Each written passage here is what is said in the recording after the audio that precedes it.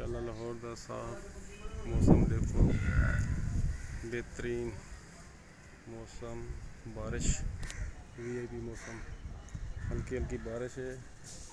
अज तक ये कबर जड़े कई सदियों को कब्रिस्तान दफन अल्लाह पाक इन्होंने करोना रहमतां अता फरमावे और इन्हों को बख्शी। अज तक अस दिखेंदे पे से एक अहम तरीन कबर जी जाने वाली हस्ती उनकी तो कबर दिखेंदे हैं। कबर मुबारक के मशहूर पाकिस्तानी अलामा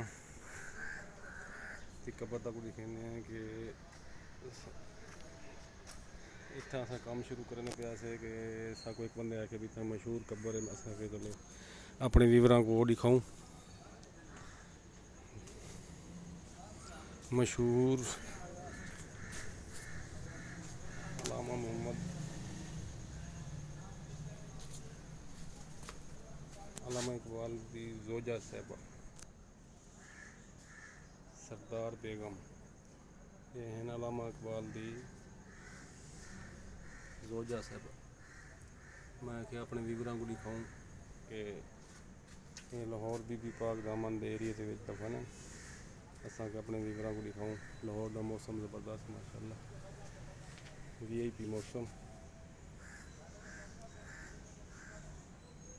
जेड़े जेड़े भाई सारी वीडियो देते पे सारा चैनल नादर बास वर्कर व्लॉग को लाइक किया करो, शेयर किया करो, सब्सक्राइब किया करो। तो इन अच्छा वीडियो जो तुहाडे वास्ते घेन के आसूँ माशाल्लाह वीआईपी कब्रिस्तान हरा भरा वीआईपी मौसम। इस अपने व्लॉग एंड करेंगे अगली वीडियो तक। अल्लाह हाफ़िज़।